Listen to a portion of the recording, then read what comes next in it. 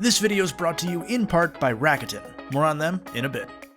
Recently, while diving through the history of PlayStation's Twisted Metal franchise, I discovered that in the late 90s, Microsoft had purchased a stake in that series' original developers, cited at the time as Microsoft's first major outside investment in a game studio, the first of many, clearly. And it reminded me of just how far back the intertwined history goes between the house of Xbox and not just Sony, but also Nintendo, crossovers that in many cases predated the Xbox name itself, when the system was just a glimmer in the eye of Bill Gates. See, the first true Xbox game to come to a non-Xbox system released in 2003 on the Game Boy Advance, before the Xbox brand itself could even turn 2. That, however, was merely the 6th game that Microsoft had published for the Game Boy line. And if you're thinking I'm talking about Banjo-Kazooie's GBA games, nope, those were in development before Microsoft acquired Rare, so while they are here, I don't count them as the first. The true first Xbox game on Nintendo, at least in my opinion, I'll clickbait you here, you're probably not gonna guess it. In total, Microsoft released 3 games for the original Game Boy before the Xbox released and 6 for the Game Boy Advance after the system launched, with another 8 Xbox games on DS for good measure.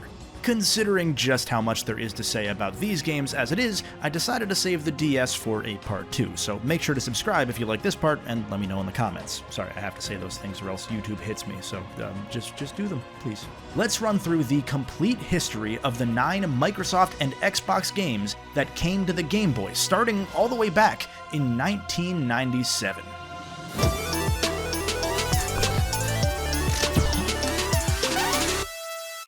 Now, while I can call at least a couple of the GBA games Xbox titles and live off of a technicality, all 3 of Microsoft's original Game Boy endeavors came before the Xbox launched, although not by much. These 3 GBC titles were demakes of established Microsoft Windows properties, and generally hit the Game Boy well after their original PC releases. Nintendo getting late ports, some things never change. The first game we'll dive into today is Microsoft Entertainment Pack: The Puzzle Collection, originally released on Windows in 1997 and ported to the Game Boy Color in the fall of 2000, only months after the Xbox was properly announced. The Game Boy release takes 6 of the Windows version's 10 puzzlers and crunches them down into cartridge form, leaving Fringer, Charmer, Mixed Genetics, and Muddled Casino off the cart, likely due to storage limitations.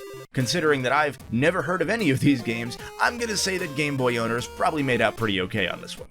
How do these puzzle games stack up, though? After all, over a quarter of Game Boy owners already had the greatest puzzle game of all time, Tetris. What could possibly convince players to buy any other puzzler besides Alexei Pajitnov's masterpiece? Well, get this, the Puzzle Collection was developed primarily by that very same man. Microsoft had hired Pajitnov in 1996 to chase after Tetris's legacy and develop new puzzle games to sap the productivity of Windows users worldwide. And in a twist of fate, this project eventually ended up on the same Nintendo handheld that Tetris had helped make. Sadly, Pajitnov didn't really strike gold on this one, at least in my opinion. Of the 6 games featured here, I would call maybe 2 of them fun. Going down the list, first up on the menu is Jewel Chase, which I wouldn't really even call much of a puzzle game if I'm being honest. In this minigame, you're playing as Master Hand's older cousin Dave Hand, going through this colored disco floor collecting all the jewelry that other dancers had dropped throughout the rave, or something like that. You have no proof that that's not the lore, so that's what I'm going with. The only catch is that Dave here can only walk on one color of floor tile at once in this endless high-level game of the floor is lava. If you try to move in the direction of, say, a green tile while you're on a blue tile, Dave will use his hand family powers to leap the gap to the nearest blue tile in that same direction. Placed throughout the floor are color swap tiles that'll let you change your non-lava color, thus letting you collect the other treasures. Once you've collected all the treasures, move to the exit space and you'll move on to the next level. That's the entire game, and there's rarely much challenge, at least here on the Game Boy version, even on harder difficulties where Dave's evil twin, Glover Hand is hunting some of your treasure. All that does, though, is take away from your final score, which isn't saved anywhere anyway. No matter if you get every piece of treasure here, you'll lose if you don't beat Glover to the exit, so this does force you at the very least to plan out your path a little bit. Even still, that's not too difficult obviously, but it's at least a little bit of spice in an otherwise cute but kinda nothing game.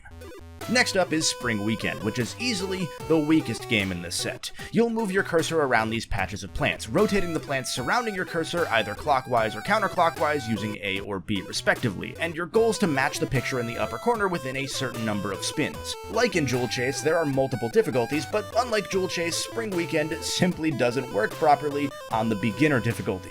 Your spin counter can hit 0 and the game just continues, and regardless of if you beat a level and have spins left over, you gain no score whatsoever. Actually, even on normal, your score resets every level anyway, so this one just kinda doesn't really work in general. That's all. That's it, really. It won't keep your interest for more than a few minutes tops. Now, third on this Puzzle Collections lineup is, This game is sort of like Tetris's Bastard Child. Well, the other one. I've got a whole video from a couple years back on Tetris's countless bastard children. Lineup, though, features the return of gaming's biggest sin, Pentaminos, and somehow makes everything you've ever liked about Tetris feel gross. Here your blocks don't drop, instead you place them wherever you'd like, with the catch that you cannot spin your blocks whatsoever. However they appear is the way they've gotta stay. The goal here is to create a straight horizontal line using pieces of these blocks just like Tetris, except your reward for this more difficult challenge is that the entirety of any block featured on that horizontal line will disappear, not just the line itself. As you clear more lines, the speed at which new blocks show up in your queue will increase, and the game ends when the queue on the right side of the screen is fully filled up. This means that, although you can take as long as you'd like on finding the perfect spot for any one block, you could be risking a game over if you take too long. However, Lineup just wasn't all that fun to me. It's a cool idea that ends up falling flat. Finty Flush is the fourth game up on this list, and I would argue that it's both the most complex and the best game in this version of the puzzle collection. Here you're given control of 4 different 4x4 grids, and on the top of the screen are pre-arranged vertical stacks of marbles that you've got to use to fill these grids up. Every time you fill all 16 spots on a grid with marbles, you'll earn a point towards your score, and that grid will completely empty. However, as the game progresses, marbles of different colors will enter the fray, and a grid must be entirely made up of the same color to clear it off of your board. All at once, you're forced to strategize around the marbles that are coming in, their alignment, and your boards. You can swap between the boards at any point using your D-pad, you can rotate your active board with the B button, and you can move between the different stacks of marbles on the top of the queue with the D-pad as well. Of course, as you clear more grids, the speed of the marbles lining up in that top queue will increase as well, however with another unique twist. Since you can choose which marble stack you want to drop onto the boards, the game locks this queue of marbles into a set horizontal box. This means that if the stack you need is all the way on the left of the queue and you've got too many stacks piled up to the right of it, you might hit the wall while scrolling and not be able to make that crucial placement. Even when you're in early levels and on easy difficulties where you're playing with just one marble color, this game forces you to think simultaneously on several different planes as you're building out as many optimal grids as possible. Down the road, you'll also start seeing yellow X's appear that let you clear out a misplaced marble, or open up an extra space for a better fit with one of the marble stacks you have in your queue. Finty Flush has way more depth than it has any right to, and for me at least, it captured that similar sort of addictive it factor that Tetris has. I've genuinely come back to Finty Flush several times since I first played it, which is kind of funny since I always play the Game Boy Color version via emulator instead of, downloading the version here on my PC. But either way, that's a good testament to how good I think the game is. I just wish I knew what the hell that name was even supposed to be. Next up is Color Collision, a minigame where you play as, essentially, a Windows screensaver, floating around the screen and changing colors as you collide with lines or circles. If you don't collide with an object of the same color as your screensaver, you'll lose some health, although like other parts of this collection, the health itself doesn't quite work. The inner color of the circles you collide with show you what color you'll morph into next, so if you hit a yellow circle with a pink circle inside, your screensaver's gonna turn pink next. The catch is, as you would expect in a Windows screensaver, you can only move diagonally, so the D-pad adjusts the direction you're going, not the precise orientation. On the left side of the screen is a counter of how many shapes you've got to hit successfully to beat that level, and as you make chains, you'll both increase in movement speed and see some sort of score multiplier on the bottom, showing you what you've cleared. I'm not entirely sure what that does on the Game Boy version, but it makes me feel good about myself, so I'll take it. Each level also has a unique bonus objective, suggesting that, for example, you run into shapes only when the face inside is smiling for extra points. However, there's no penalty for not doing these as far as I could tell. Plus, it's not actually easy to read the objectives because, yeah, the game's a cute diversion, but not much more. And finally, for the puzzle collection, we have Rat Poker, which is a spin on Lemmings. Spin. Rats of various colors will walk out onto a number of unique stages, pausing at a set checkpoint before circling up back to the start and repeating that cycle. You've got to use each level's tools to shift around the order of the rats as they're moving so that you have groups of 3 or more in one continuous color. That's the poker part of the title. The rat part, fun fact, not named after Ratatouille. Kind of confusing, don't know why they did that. When you've got a valid rat poker hand lined up at the checkpoint, they'll take the exit, freeing up space for more rats to enter the fray. If the level fills up with rats before you can clear out enough lines, it's game over. Although it starts off pretty tame, the chaos very quickly ramps up, with faster rat spawns, more poker hands you can make, new rat colors, and more advanced tools with which to reorganize the rats. There are even rats that spawn with plus or minus signs that will double or halve the value of any hand to which they're attached. Despite there only being 20 levels, at least here on the Game Boy version, they get so fast that you could spend a good amount of time on this one just trying to perfect a single level. It makes for a fun, hectic time, although it could easily be too frustrating too quickly for many. All in all, sure, this puzzle collection is a bit of a forgettable time, but it's got a few gems sprinkled in anyway. As a GBC game, it's certainly passable, and as a port, it seems to hold up decently well to its Windows predecessor, but probably the most impressive thing about this game is that the soundtrack is magnificent. Seriously, I have been listening to and recommending to anybody that listens the absolute earworm that is the Jewel Chase theme on and off since I first played the puzzle collection several years ago. Another song has this fantastic jazz flourish. This is somehow one of the best Game Boy soundtracks I've ever heard, and it's a game that, of course, barely anybody has ever played. The second of Microsoft's GBC outings is Microsoft Pinball Arcade, which hit store shelves in the US in May 2001, 6 months before the Xbox's launch. Where the original 1998 Windows release of this pinball collection contained 7 pinball tables, the Game Boy version only has 5, cutting out Humpty Dumpty and Cue Ball Wizard. The tables included all have some level of historical relevance, and in fact I would sort of classify this game as half game, half history lesson. The 5 tables here take you down the timeline of pinball's evolution, starting with Baffle Ball, which bears more resemblance to something like pachinko than pinball as you know it now.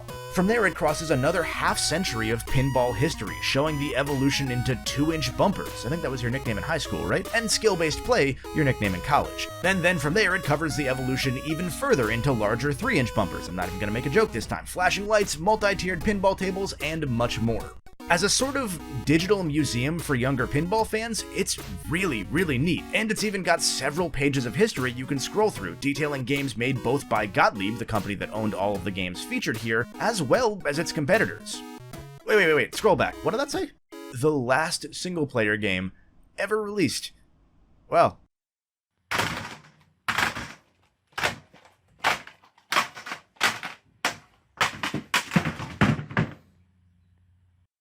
As a game, it's okay. Since it goes through the history of pinball, that means that the games are a little bit underwhelming to somebody who's played the newest and flashiest that pinball has to offer, which, if you're unfamiliar, is still Space Cadet. I don't make the rules. Everything in these games handles just fine, although the screen did end up having to be a bit too zoomed in for my taste, but it is a Game Boy Color game, so that's kind of expected. Additionally, the ball sometimes feels a bit floatier than I would personally like, but again, just kind of a nitpick. I will say that a couple surprising features I love are the custom button mapping, which I never expected to find in a Game Boy game, and the comprehensive tips page for each table, the kind of stuff that a ton of games, even today, still mess up. The tables that offered multiplayer in real life offered the same feature here, with up to 4 players passing the Game Boy around.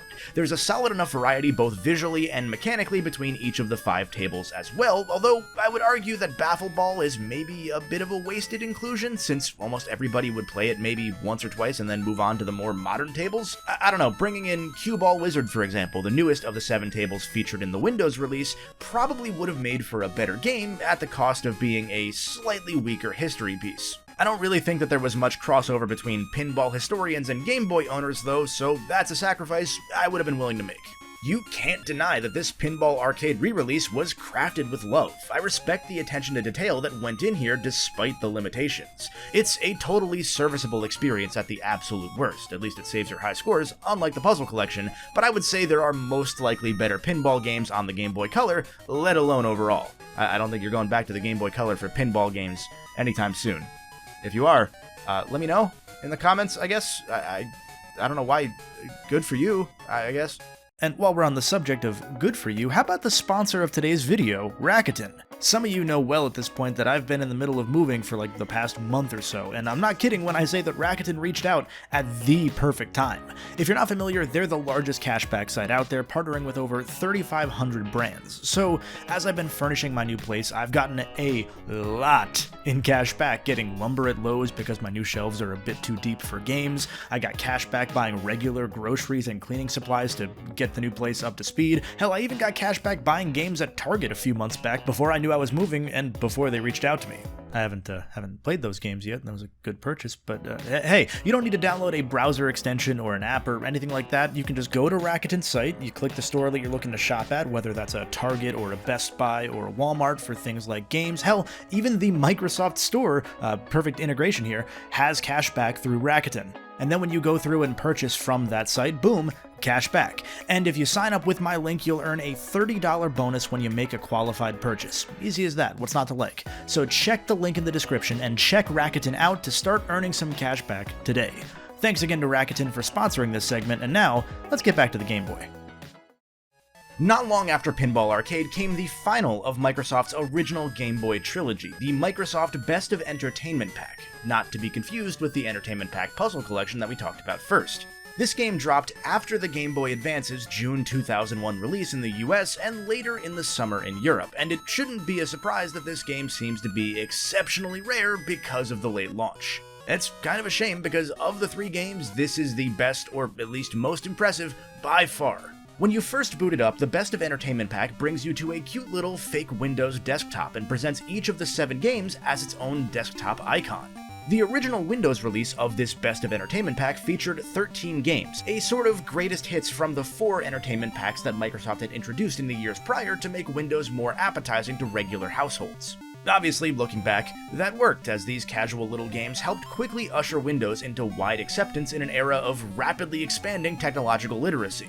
I'm not sure why it took 6 years for this collection to get ported to the Game Boy, though. The GBC release features some of the most iconic Windows games ever. Raise your hand if any of these sound familiar. Minesweeper.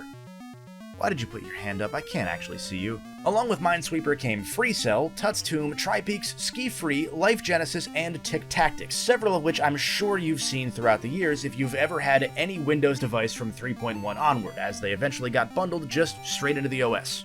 That also means I don't have to explain as many of them in detail, not that stopped the game from having an in-depth explanation as well as a full unique options menu for each minigame.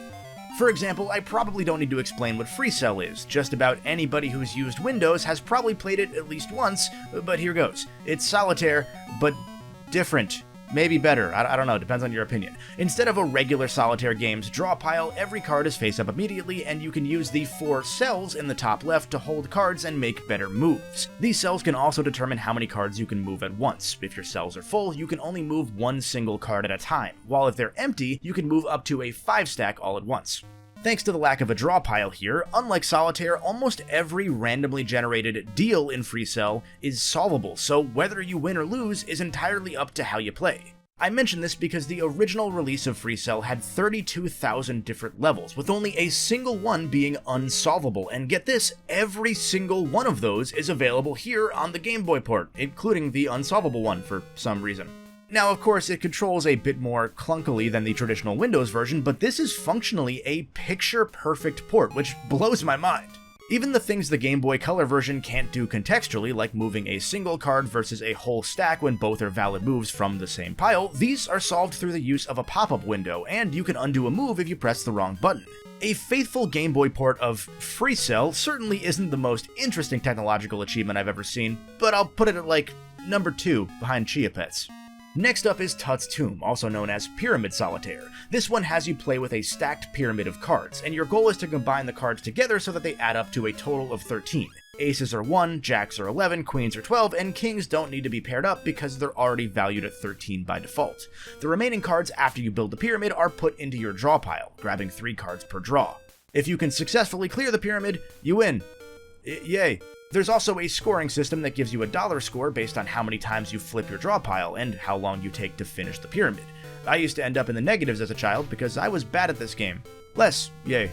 Yet again, this is an incredibly faithful translation onto the Game Boy, even down to the customizable art on the back of the cards. Tri-Peaks has a similar layout to Tut's Tomb, but it has 3 pyramids, so it's automatically better. The gameplay is a little bit different though. The bottom row of the pyramids is face up with everything else face down, and as you clear off any attached cards, the cards above will flip over so that you can then see their value. Here you have to make a snaking pile by linking cards either one higher or one lower than the card next to your draw pile. So, like for example here, if you start with a 5, you can pull from the pyramids a 4, then a 3, then a 4, 5, 6, then a 7, and so on to put together as long a chain as possible.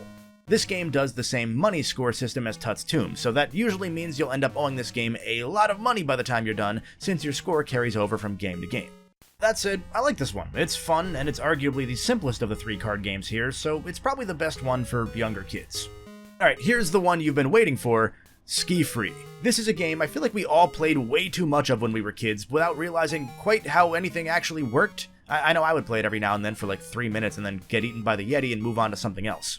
This is a downhill skiing game with one of 3 game modes that you pick from when you're at the top of the mountain. 2 of the modes are slalom runs, where you'll bob and weave around flag markers trying to reach the goal in the fastest time possible. On one side is a more basic slalom, and on the other one is a harder one that has trees, rocks, and other obstacles. Or you can just ride down freestyling, doing jumps, running into kids because they're in your way, trying not to run over the dogs because the dogs did nothing wrong, and of course running from the abominable snowman as he chases you down and tries to eat you. Once you pass 2,000 meters, this Yeti will chase you down and eventually make you his lunch. There is no escape, this Yeti will always win, so really if you think about it, Ski Free is kind of a horror game.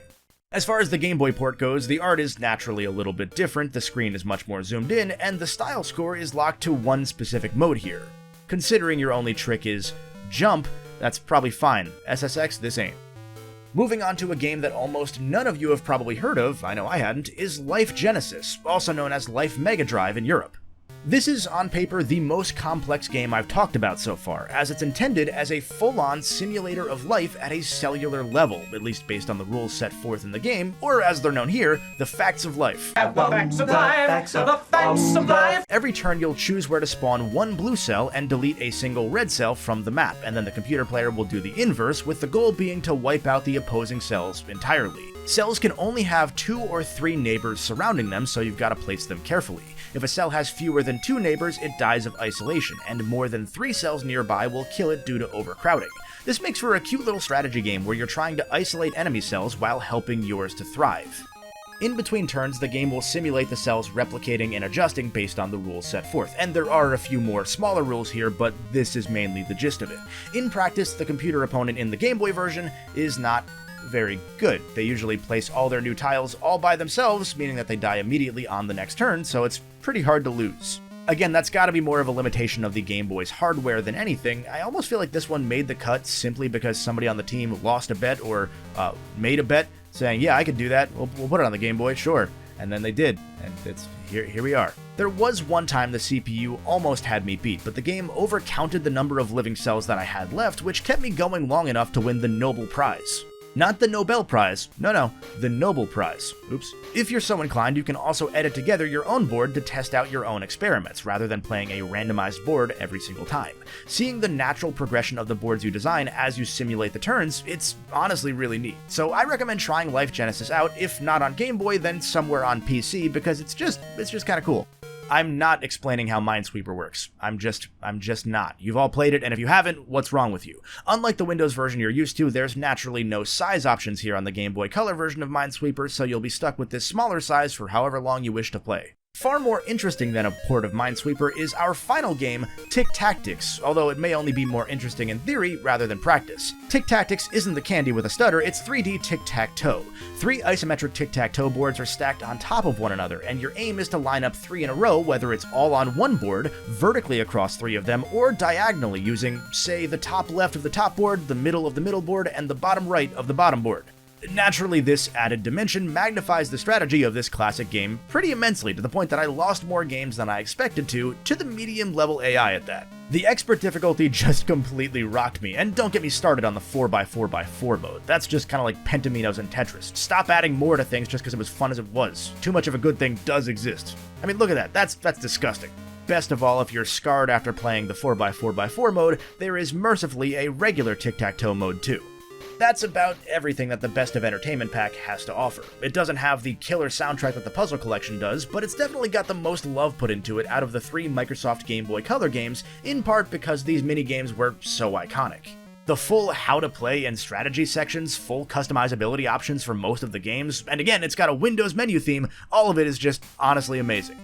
Frankly though, I'm still most amazed that any of these exist at all. They've naturally been forgotten over time, like a lot of the pre-Xbox gaming moves that Microsoft had made in the mid to late 90s. However, not even a year after Microsoft first entered the console market, and only about 13 months after that final Game Boy Color port hit Europe, Microsoft made, at the time, its biggest gaming move yet, buying the UK's shining star Rare out from under Nintendo, a move that ended production overnight on a number of games, and yet still directly led to a number of Xbox titles on the Game Boy Advance. In total, Microsoft released 6 games for the GBA between 2003 and 2005, and while a few of these are the ones you'd probably know like Banjo-Kazooie, we've got another weird 1990s Windows adaptation to hit on first: Monster Trucks. Monster Truck Madness is an August 2003 GBA adaptation of the 1996 Windows game of the same name. I'll be frank here, even years after first finding out about it and after poking around and trying to ask people involved in production, I have no idea why this game exists, considering that the main run of Microsoft's Madness series of racing games ended 3 years before this game. I do, however, have 3 educated assumptions, and it very well could be a combination of any of these 3 or none at all. Option 1, this was an incredibly late tie-in to 1999's Monster Truck Madness 2, a game that Microsoft actually also released on the N64. Not only would that be, as far as I can tell, Microsoft's first console video game, they co-published it with Rockstar. You can't make this up. Option number 2, Monster Truck Madness on the GBA, is an attempt to tie into the Xbox-exclusive revival of the Madness Racing franchise with Midtown Madness 3, a game that was released a few months prior on the Xbox. Or option number 3, and probably the most likely one, when THQ signed on to publish GBA games for Microsoft, we'll touch on that story in a moment, they looked at the latter's catalog and reached out to developer Tantalus, who had incidentally worked on a years-late GBA port of an off-road racing game the year prior. Whatever the reason, we got a visually solid, but otherwise bland video game out of it. See, Monster Truck Madness is a very bare-bones experience, the textbook definition of bog-standard bargain bin shovelware. The entire meal here contains 10 tracks with about a dozen monster trucks in total. Each truck has slightly tweaked stats as well as its own custom horn noise that usually rips off and perfectly loops a well-known pop culture theme. For example, we've got the Batman theme, to the Twilight Zone, and my favorite, the Six Flags theme. I'm not quite sure about this one though. Now, I'm not trying to embellish here when I say that trying to loop the horn by timing your R button presses is the most fun part of playing this game. Like, the game controls fine, it's a bit slippery, but that's about what you'd expect driving an all-wheel drive truck with 5-foot-tall tires. The problem is that fine doesn't cut it when racetracks can run as long as 5 minutes, entirely consisting of bland, mostly empty roads. And since you can only play on the easiest difficulty until you've beaten every track at least once, this means that you'll be spending several minutes per track driving miles ahead in first place, only hearing the sound of your engine running, the musical backdrop of your truck's horn, and the occasional which is activated by the L button. There are some Mario Kart-style power-ups to try and spice up the gameplay, as well as a rampage meter that fills up as you run over obstacles on each course, but good luck finding enough things on most tracks to actually fill up that meter. Even when you do, rampage is just temporary invincibility and a slight speed boost. After about 20 to 30 minutes, there is no reason to ever touch this game again. I will say, while it fails to be a fun game, it's as a tech showcase that Monster Truck Madness starts to stand out a bit from the crowd of GBA racing games, mainly thanks to the 3D truck models. I mean, for one, 3D models in a GBA game that doesn't run like complete garbage, well, that's rare enough as it is. But as you collide with other racers and obstacles, your truck will also show damage, the metal frame contorting into 1 or 2 different positions depending on how much you've been hit. For this to happen in real time without any performance hiccups is impressive given the system's limited power, especially across the handful of truck models we've got here. The 10 tracks do a solid enough job of holding together without a ton of distracting pop-in too, keyword distracting. See, there's a whole lot of pop-in on these sprite-based backgrounds, but it doesn't end up hurting my eyes even when I'm outputting this on a screen several orders of magnitude larger than Tantalus ever anticipated, so hey, that's a plus. Tantalus would eventually modify this same engine to make fully 3D GBA racing games like Top Gear Rally later on in the system's lifespan, so those issues would be ironed out, just not in this game. All in all, for a game that I can only assume was made in maybe a couple months, I would say it's a pretty Graphically impressive release, if nothing else. Just a month after Monster Truck Madness, THQ published its second Microsoft GBA game, and this is the one that led to that THQ-Microsoft partnership in the first place. That game would be Banjo-Kazooie Grunty's Revenge. Banjo's leap onto the handheld scene was first revealed at E3 2001 in the lead up to the GBA's North American launch the following month. In fact, developer Rareware had preparewared a whole swath of GBA games for the trade show, including a portable sequel to Diddy Kong Racing, a puzzle game called Donkey Kong's Coconut Crackers, and a reboot of the studio's classic ZX Spectrum title, Sabrewulf, along with other games like Star Fox Adventures, Cameo, and a separate Donkey Kong Racing game, with in-house GBA ports of the Donkey Kong Country trilogy being revealed not long after E3. To say that Rare had its hands full is a bit of an understatement, but the studio had always been able to manage up to a dozen titles in simultaneous development, so there was no reason for anybody to be concerned, right? We'll come back to some of these games later on, but for now let's focus on Banjo-Kazooie Grunty's Revenge. Originally in development in 1999 for the Game Boy Color as Grunty's Curse, this planned 2D side-scroller concept was quickly shelved until the team revived it for the GBA as Grunty's Revenge, now a top-down collectathon that would attempt to more or less capture the spirit of Banjo-Kazooie and Tooie. Grunty's Revenge would even bridge the gap between the two games, acting as a fun but ultimately unimportant midquel that would tide people over until the inevitable Banjo 3.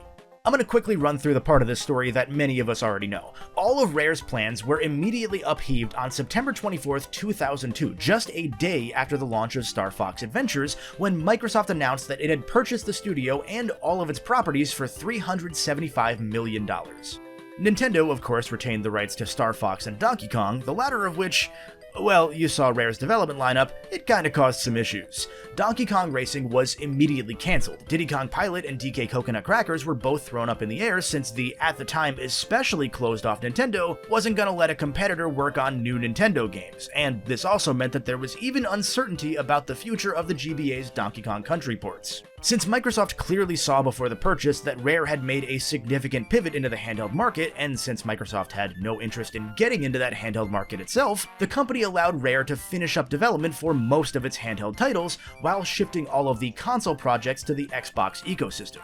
After all, canceling them would have accomplished really nothing. At least by finishing them, they'd be making some cash. So despite the messy circumstances, Rare and Nintendo did continue working together to release the DKC trilogy on the Game Boy Advance, since those games were already close to finished. And Microsoft, not having any experience publishing handheld games, let alone for a competitor's system, worked out an agreement with THQ to publish the non-Nintendo titles, with THQ somewhere along the way lumping in two non-Rare games from Microsoft's catalog as a bit of a sweetener.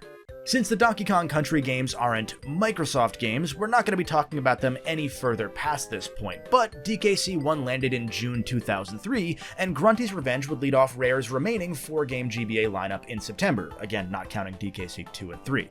If you've heard anything at all about Banjo's weird, somewhat forgotten GBA platformer, you probably think of it as that weird top-down game that can't really be all that fun to play.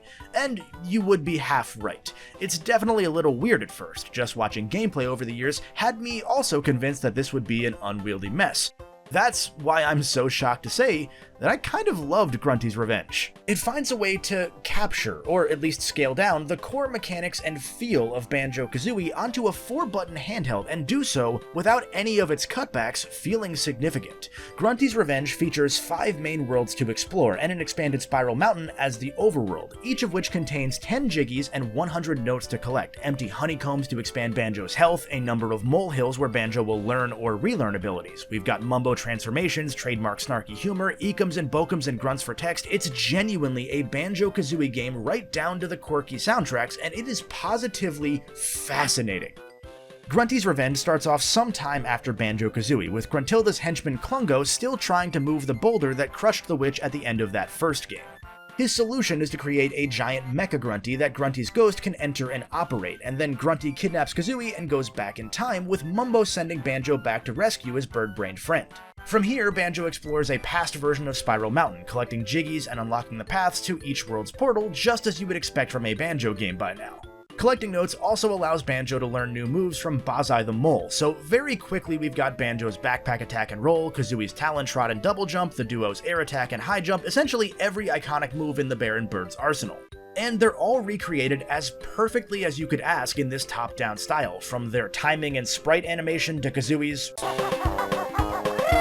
And the gameplay loop, at least to me, was just as addicting as the original Banjo-Kazooie, which I cannot stress enough how impressive that is, considering I went in expecting this game to be okay at best from everything I had ever seen and heard about it. The game's 5 worlds are slightly shallower spins on levels from the N64 games, functioning as equal parts rip-off and callback. We've got a grassy farm level that feels a bit too similar aesthetically to Spiral Mountain, the Treasure Trove Cove-inspired Preagle Beach, a swamp level that's part Mad Monster Mansion and part Bubble Gloop Swamp, a harbor that can bear a very slight resemblance to Rusty Bucket Bay, and the trademark ice level that also features a Grunty Industries sub-area. Although they may be a bit derivative as overall world gimmicks, each one has 2 or 3 large and distinct screens that do a good job of creating landmarks and separating the sections of each world from one another. This is a lifesaver in a game that doesn't have level maps, and it serves to keep each area feeling as fresh as possible when you're looking for that last note, Jiggy, or Jinjo.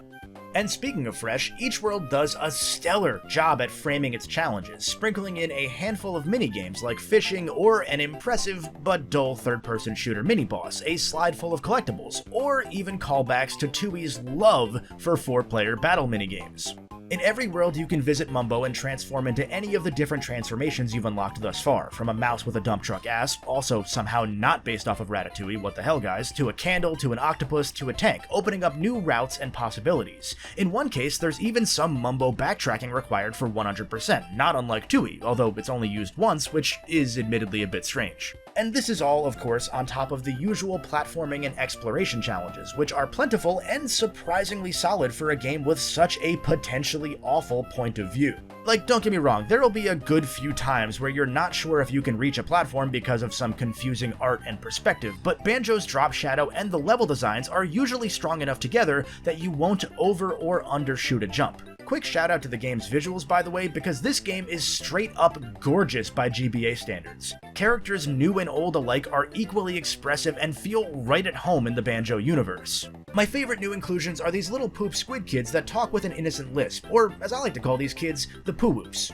The terrain, despite those occasional moments of confusion, is top-notch in terms of visual design, and again, they just nailed Banjo and Kazooie's animations when running and jumping so that you'll rarely hesitate outside of maybe the high jump. The D-pad controls, with the exception of the occasional missed egg shot, are about as good as you could ask for a 3D game on the console, and the controls are mapped out with near-identical combinations of the L, R, and face buttons in such a way that Banjo fans will feel right at home right away, as if they'd played this exact game on the N64 before. Grunty's Revenge always has you seeking out something new to do, and it dangles a new, enticing carrot in front of you right as you unlock a new ability so that you keep craving that next addictive collectible. The game even sneaks in Banjo's ability to dive underwater, opening up a handful of dedicated 3D swimming sections. It blew my mind a bit that this was not just possible on the GBA, but also fun to control.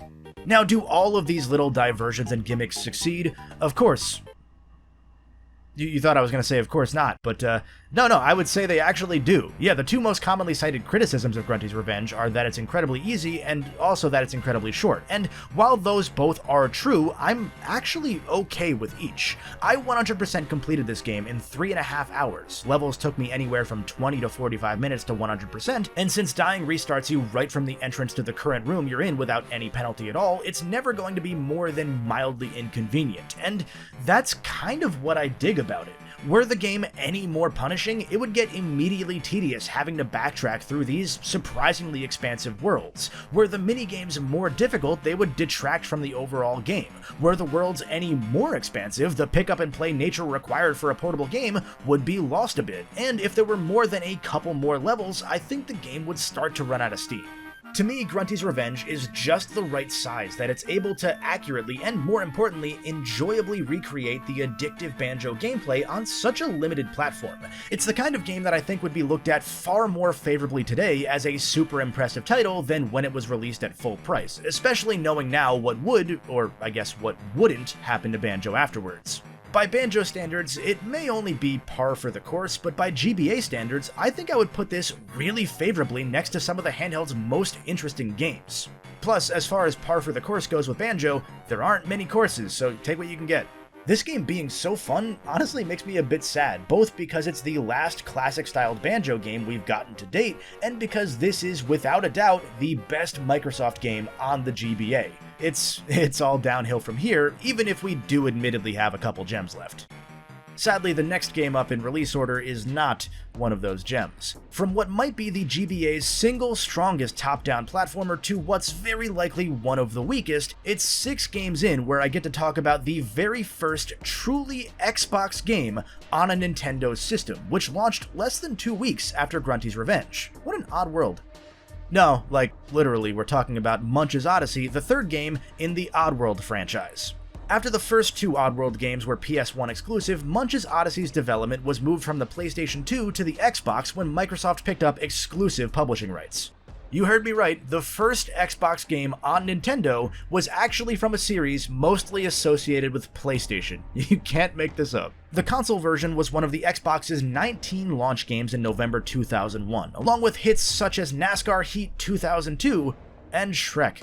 Why Munch's Oddysee came to the GBA almost 2 years after this in September 2003, again, I really cannot say, but I can say that this version is just not good. Where Grunty's Revenge absolutely nailed the game feel of a Banjo game despite having solely a D-pad, the movement in this Oddworld port is just stiff and gross, and that's saying a lot because I already didn't like how the console version of Munch's Oddysee controlled to begin with. If you so much as roll your thumb off of the D-pad even slightly, either by accident or to try and shift directions to more of a diagonal, your character completely stops, forced to face that new direction first before moving. It sounds kind of like tank controls when I word it that way, but it's somehow actually worse than tank controls, and I hate tank controls. Even better, both playable characters, Abe and Munch, move insultingly slowly through some lengthy levels and terrain. Munch especially just plods across land on his weird one-foot hand thing, taking several seconds to even cross a small room. Now, to be fair, Munch also moved insultingly slowly in both the Xbox version of his Oddysee and even the remaster later on in life, so it's just kind of this game's thing to actively assault your patience while you play, I guess. Please don't kill me, Oddworld fans. But I'm right. Putting aside the movement speed for a second, the rest of the GBA version here would be a still pretty bad, but at least somewhat faithful version of Munch's Oddysee, except that the level design is also just plain awful.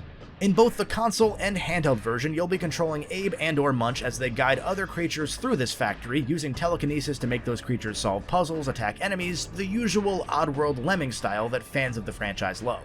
But the handheld version loves to make you throw your computer-controlled lemming buddies up to and down from ledges because they're afraid of heights, even more so than the console version did. Did I mention yet that the slow movement speed and clunky controls can often get you attacked and that death resets you back to the very start of the level, making you slowly walk all the way back to where you were, and that this game doesn't even have a battery save, it uses passwords because apparently this is a PS1 game more than an Xbox game? Because yeah, all of that is true as well. Oddworld as a franchise can often get a little bit tedious like this, at least in my opinion, and it makes the games a bit hard to recommend to many kinds of player, but I've not experienced an Oddworld game even half as offensively tedious as this port here. As bad as it may be though, Munch's Oddysee permanently has a place in history as the first Xbox game on a Nintendo system, but you probably won't see Phil Spencer talking about that too much.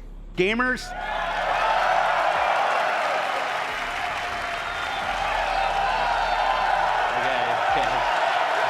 okay.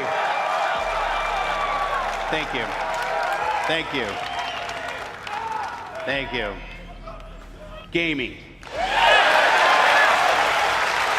Now, the order in which these games released incidentally leads to a weird compliment sandwich about top-down platformer design in Game Boy Advance games, because we jump from the great Banjo-Kazooie to the awful Oddworld to another pretty solid attempt by Rare.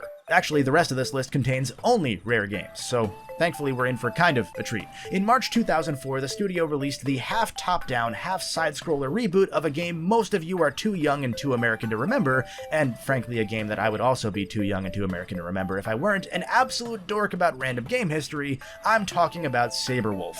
The original Sabrewulf is often considered one of the seminal games in British gaming history, along with much of Rare's early lineup back when they were still known as Ultimate Play the Game. This 2004 reboot is nothing like that game, actually, instead functioning as a cute little puzzle platformer by day and a light top-down adventure game by night. Playing as Saberman, or Saberman, you'll explore a series of hub worlds and talk to villagers for some hints and small side quests, all while searching for a number of caves inhabited by the titular wolf, causing havoc throughout the game world.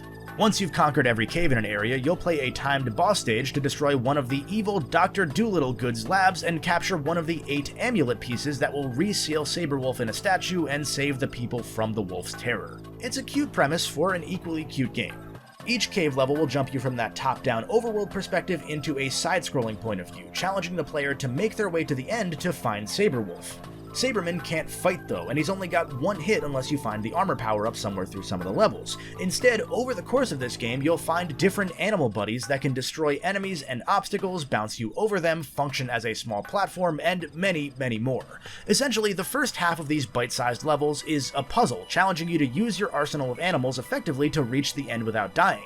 But then once you do reach the end of the level and Saberman grabs the treasure that Sabrewulf is guarding, the wolf wakes up and chases him back through the level in reverse. So now you've got to run backwards through the level with the hazards and enemies removed, fleeing from a beast that's faster and stronger than you, trying frantically to fake him out, hoping that you remembered the level terrain well enough to get back successfully. It's a really neat 1-2 punch that fits the GBA's portability so well, and even if you do fail in the second half, the game mercifully checkpoints you right at the start of that escape sequence. The levels are rarely more than a couple minutes long, and they never overstay their welcome, so while the difficulty does sort of jump around from level to level, the twofold functionality of every level's design makes for a fun, repeatable challenge. In fact, if you can escape the wolf in under a certain time frame, you'll get a gold flag on that level, unlocking the challenge mode of that level that adds another time limit and other fun modifiers. Sabrewulf already has a pretty solid girth to it for a GBA platformer, sitting around 5 hours in length, so with the added challenges, it's a surprisingly meaty game. I honestly recommend it if you're looking for a neat little hidden gem to play in bursts and for some reason you only have a Game Boy Advance. Now we've got 2 Rare games left to cover, which may have some of you asking what those games could possibly be. After all, the only remaining Rare GBA games in development during that Microsoft buyout were Donkey Kong spin-offs, and like I said, those were cancelled overnight. Well, these 2 early 2005 games rose from those ashes, and one of them probably should have stayed there, actually. Diddy Kong Pilot underwent another tumultuous shift in its already hellacious development and became Banjo-Pilot, which finally released in January 2005, 5 years after Diddy Kong Pilot started production. Meanwhile, Donkey Kong's Coconut Crackers was revived as part of that Microsoft THQ publishing deal and reworked into a game called It's Mr. Pants, featuring Rare's crudely drawn website mascot, Mr. Pants. Now, It's Mr. Pants actually released after Banjo-Pilot, first in Europe in February 2005, and then in November in North America, but I'm gonna go ahead and break the chronological order for this part here because ending on It's Mr. Pants would be really anticlimactic. It's Mr. Pants takes the initial puzzle game skeleton of DK Coconut Crackers and trims some of the fatty elements, like the game's apparently unwieldy optional isometric perspective or the 4-player link cable multiplayer. The problem is, without the fat, this skeleton is barely even a skeleton. It's Mr. Pants has 3 game modes that all focus on the concept of making perfect shapes on a set game board using different colored blocks. In puzzle mode, you'll solve pre-made puzzles with a limited amount of moves. In Wipeout, you'll clear a randomized board in as little time as possible, and in Marathon, you'll go for as long as you can while a trouser snake slowly encircles from the outer edges into the middle of the board and limits your board space. And yes, it was actually called the Trouser Snake, at least in Europe. THQ chose to change that name in the US. It's Mr. Pants is fine, but Tetris, this is not. After probably an hour tops, you would put this game down, and an hour after that, you would have completely forgotten that you had ever even played it. The intentionally crude hand-drawn art style is reminiscent of Yoshi's Island with a hint of Diary of a Wimpy Kid, but the difference here is that deliberately drawing something poorly by making the artists use their non-dominant hands, as cute as that idea may be, it's still poorly drawn art, and any charm it has is offset by it being pretty ugly. Honestly, considering that this game came out in 2005, this could have just been a browser game. It would have been better as a browser game. And of the over 150 games developed by both Rare and Ultimate Play the Game over the last nearly 40 years, its Mr. Pants is one of the more forgettable ones. Banjo-Pilot, meanwhile, has the most interesting development history out of the entire Microsoft Game Boy lineup, mainly because it has probably the most trademark Rareware development out of that entire lineup. After nearly 20 full years of constant development crunch, after releasing almost 20 games in the year 1990 alone, it's around the jump to 3D that Rare began to crack. Previously quick turnarounds began to bloat out as projects lost their focus and toyed with new, ambitious designs and gimmicks. Banjo-Kazooie was the only Rare game released in the year 1998, and that was the first year that Rare had released fewer than 4 games in over a decade. By the end of the N64 era, turnover at the studio had skyrocketed due to constant deadlines and burnout. Game quality started to drop, deadlines were continually missed, and Nintendo several times noted its concerns about all of these things. Sometimes we all look back like it was a shock that Nintendo turned down the opportunity to purchase Rare, but when we see how badly the studio was spiraling, despite finding a way to end up with innovative and often timeless games in this same time period, it's not really surprising that Nintendo sold back its stake in the company and let Microsoft have them. Eventually, the luck was going to run out, and it seemed like it already kinda was. Diddy Kong Pilot was exactly one of these cursed developments, featuring a gimmicky accelerometer control scheme that reportedly concerned Nintendo. Despite its initial aim for an early 2002 release, Diddy Kong Pilot was pushed back continually due to being unfinished and unpolished, and then right when it was finally near completion, it was canned entirely when the Microsoft buyout occurred. But then it was revived in Microsoft's order, and the team spent months swapping out all of the DK content with Banjo-Kazooie assets. By this point, it's already late 2003, and the game has been in development for somewhere around 3 years, a ridiculous amount of time for a GBA game, considering the GBA's lifespan was really only about 3 years to begin with, and doubly so for a simple racing game at that. But oh boy, we are not done yet. Remember, this game came out in January 2005, and at some point during this changeover from Diddy Kong Pilot to Banjo-Pilot, Rare decided that they would drop the flat sprite-based visual style and go for a completely 3-dimensional game, using voxels and building up an actual depth in the terrain. This 2004 build of Banjo-Pilot was scrapped due to the fact that the GBA simply could not run the game without the result being a completely choppy mess. But the insane part is that Rare essentially completed this version of the game too. You can find the ROM online. Despite the rather clunky controls and the fact that there's no music and also the items just, they don't work, it's easily one of the most impressive tech showcases on the system. Mercifully though, that experiment didn't end up being the final version, as at some point Rare jumped back to the original Mode 7 styled gameplay and fleshed it out before its final release. And despite the ridiculous development cycle this game had, running almost twice as long as Banjo-Kazooie itself, which already had a cursed production, it actually turned out, kinda like Banjo-Kazooie, pretty well. Banjo-Pilot features 9 characters and 16 tracks, as well as mirrored versions of the tracks like you'd expect from any sort of kart-styled game. In fact, the mirrored tracks even have this greener, darker, more sinister backdrop, as if Gruntilda herself afflicted them with a curse. It's kinda cute. In an attempt to tie into Banjo's penchant for exploration, 4 notes are placed across every single track, which will multiply your race payout if you collect them, and you can then use that money to buy new characters and unlockables. It's a neat little spin on the usual kart game formula that helps expand the otherwise short and kind of average experience. In terms of core mechanics, Banjo-Pilot is simply an aerial version of Super Mario Kart, or more fittingly the GBA's Mario Kart Super Circuit, all the way down to the standard kart game's speed, invincibility, and red shell power-ups. You can easily crank through both the regular and mirrored version of the Grand Prix in under 2 hours, so playing with different characters and unlocking them, or just playing the really cool secondary modes, is honestly a treat. Even Grand Prix adds a little spice into the mix, tossing in a really neat dogfight-styled boss encounter after you win each of the 4 race cups. Unlike in the cancelled 3D version of these fights, which took place in a Star Fox-esque all-range mode, here in the retail release, these boss fights are linear affairs. Half the time you'll be chasing down an enemy shooting at your opponent from behind while dodging their bombs, or in Banjo's case, washing machines, incredible, and the other half the camera will shift to a front-facing chase angle as the enemy gets a chance to pop you a bunch of times with bullets too. But the real standout mode to me is the Jiggy Challenge, where you'll race bottles across each of the game's tracks, challenged with not only beating the mole, but doing so while collecting all 6 Jiggies sprinkled across the track. kinda like the notes, it's such a unique concept to throw into a racing game, and in this case, a uniquely Banjo one at that, and it really, really works. Bottles is fast and ruthless, forcing every track down to the wire since the jiggies often make you take the long way on some turns and shortcuts. The Jiggy Challenge gives each track a new bit of life. It injects the game with a really great amount of challenge, and best of all, it does so without feeling unfair. It even tosses the Jiggy locations onto the minimap so that you're not blindsided like you may be with the admittedly pretty rough pop-in on the notes in the regular races. I really do appreciate the amount of effort that went into not phoning this game in, especially after it was knocked down again and again and again.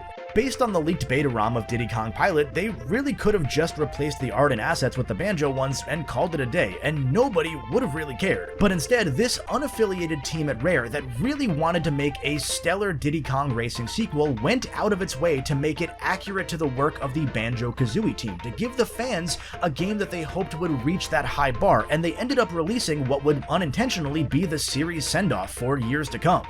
That said, the game certainly doesn't hold up to a labored 5-year development cycle, and considering it's currently the second to final Banjo game we've gotten as of right now, it's, well, not hard to see why the game's lofty ambitions aren't appreciated as much as they might have been in another world. Just like with Grunty's Revenge, had Banjo-Pilot been just another diversion on the way to a proper Banjo 3, it would probably be looked upon far more fondly today. But since it's nuts and bolts that we got instead, both GBA Banjo titles tend to get shoved aside as part of that era of Rare's downfall, and while they definitely are products of that era, it's kind of a shame. And that's where we end our story, for today at least. Thanks to the Microsoft buyout, Rare's dreams of a Diddy Kong Racing sequel never did come to fruition, although in a strange twist of fate, Nintendo would release a Donkey Kong Racing game for the Wii, and Rare would end up working with Nintendo on a Diddy Kong Racing remake for the Nintendo DS with Microsoft's blessing. And on top of technically having a part in Diddy Kong Racing DS, Microsoft released 8 other games for that handheld, including 2 JRPGs, Viva Pinata, 2 Age of Empires games, which I'm very excited to look at, and more. But that's a story for another day. Again, make sure to subscribe and let me know that you want to see me continue this journey. So the next time somebody says that Minecraft or Cuphead or Ori were the first Xbox games to make the leap to Nintendo, you can drop a 50-minute info bomb on them just like I did to you today. Just make sure you don't hum your intro theme. They'll probably start walking away. If you'd like to help support the channel, get early or ad-free access to videos, join the Golden Cult on Discord, and much more, you can do so for as little as $1 a month at patreon.com/thegoldenbolt. A special shout out to that amazing crew of patrons for making these videos possible, including folks like Cloudy Boy, Cranky, Jump Rock, Common CJ, Karatana, Malkavio, Goldstorm07, and many more. Thank you. That was cool.